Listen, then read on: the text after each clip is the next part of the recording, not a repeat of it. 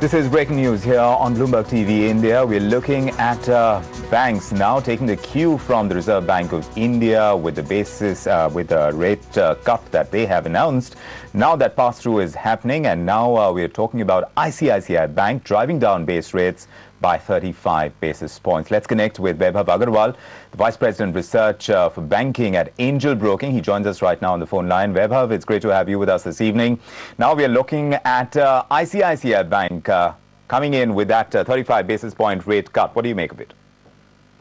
It is obviously not a surprise. All banks were expected to, come out with the base rate cuts. Obviously HDFC Bank had done it earlier, and it's just that the other banks were waiting for a further cue from the RBI, and with such a strong cue coming in from the RBI as well, it was quite obvious that all the banks would be cutting rates, and it's ultimately a price-sensitive market. So we would expect all the large banks to more or less hover around this kind of a base rate level. Vaibhav, help us understand what are the factors that a bank considers when they are going to bring in that kind of rate cut, the size of it, when you are determining that, what factors come to play? Well, the fact remains that over the last 6 to 9 months, deposit rates have been steadily coming down.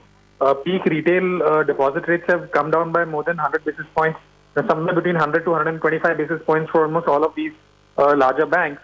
And, it's just that in this cycle, they have been a little slow in reflecting that in the lending rates, because their P&Ls have been, a little bit burdened by the asset quality issues.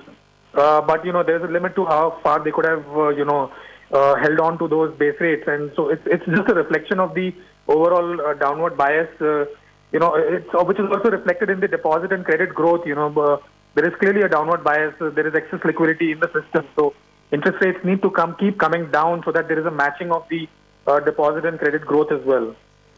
From where I was coming from, Vaibhav, is trying to understand how much of a hit this is going to be on the bank's margins. We're looking at ICICI Bank right now, but also the other banks, like you mentioned, have taken their cues, and we are showing our viewers on our screens as well. Yes Bank, Kotak Mahindra Bank, Central Bank, Yes Bank, as much as now they've come down to 10.25%. ICICI Bank, like we said, now they've cut by 35 basis points, which brings it down to 9.35%. Kotak Mahindra Bank around 9.5%, Central Bank 9.7%. So, broadly around the same levels. But in terms for every bank, considering the way their books are, how much of a margin hit are they likely to take? And let's talk about ICICI Bank in particular right now.